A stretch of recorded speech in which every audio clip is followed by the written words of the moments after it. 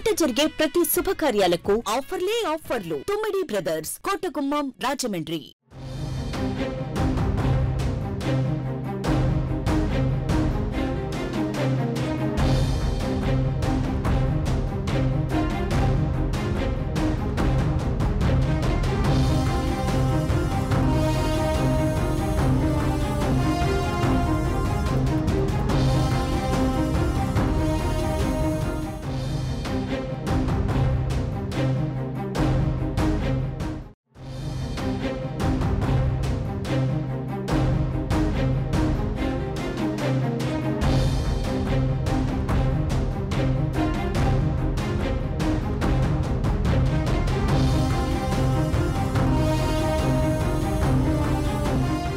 Delhi liquor కేసులో కీలక పరిణామం చోటు చేసుకుంది. ఈ కేసులో బీఆర్ఎస్ ఎమ్మెల్సీ కవితకు ఈడీ నోటీసులు జారీ చేసింది.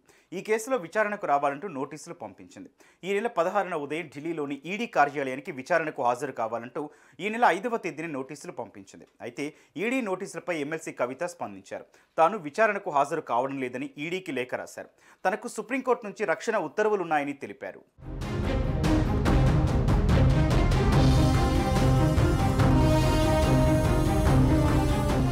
ఢిల్లీ లిక్కర్ స్కామ్ కేసు సుప్రీంకోర్టులో పెండింగ్లో ఉంది. లిక్కర్ కేసులో కవితను ఈడీ 3 సార్లు విచారించింది. గతంలో కవిత సుప్రీంకోర్టును ఆశ్రయించారు. మహిళలను ఇంటి వద్ద లేదా వీడియో విచారణ జరపాలని తన పిటిషన్లో పేర్కొన్నారు. మహిళనైన తనను విచారణ కోసం ఈడీ ఆఫీసుకు పిలిచి రాత్రి వరకు విచారణ చేయడాన్ని వ్యతిరేకిస్తూ పిటిషన్లో పేర్కొన్నారు. ఈడీ కార్యాలయంలో మహిళల విచారణ సిఆర్పిసికి విరుద్ధమంటూ కవిత మొదటి నుంచి వాదిస్తున్నారు. నళిని చిదంబరం తరహాలో ఇంటి వద్దే తనను కూడా విచారించాలని డిమాండ్ చేస్తున్నారు. అయితే సుప్రీంకోర్టులో కవితకు ఊరట లభించింది.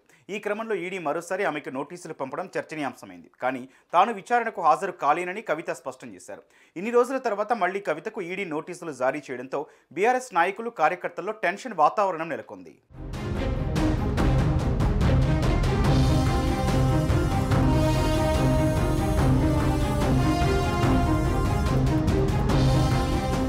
ఢిల్లీ లిక్కర్ స్కామ్ విషయంలో ఇప్పటికే దర్యాప్తు సంస్థలు పలువురిని అరెస్టు చేశాయి. ఈ కేసులో కొందరు అప్రూవర్గా కూడా మారారు. ఆమ్ ఆద్మీ పార్టీకి చెందిన మనీష్ సిసోడియా, సంజయ్ సింగ్లను కూడా దర్యాప్తు సంస్థలు అరెస్టు చేశాయి. ఢిల్లీ సీఎం అరవింద్ కేజ్రీవాల్పై బురద చల్లేందుకే ఈడీ అధికారులు నోటీసులు జారీ చేశాయని ఆప్ ఆరోపణలు చేస్తోంది. 2 తెలుగు రాష్ట్రాలకు చెందిన పలువురు ఢిల్లీ లిక్కర్ స్కామ్లో అరెస్ట్ అయ్యారు. ఈ కేసు విషయమై సిబిఐ, ఈడీ అధికారులు తెలంగాణ, ఆంధ్రప్రదేశ్ రాష్ట్రాల్లోని పలు ప్రాంతాల్లో సోదాలు నిర్వహించారు. కవితకు గతంలో చార్టెడ్ అకౌంటెంట్గా పనిచేసిన వ్యక్తిని కూడా దర్యాప్తు అధికారులు ప్రశ్నించారు.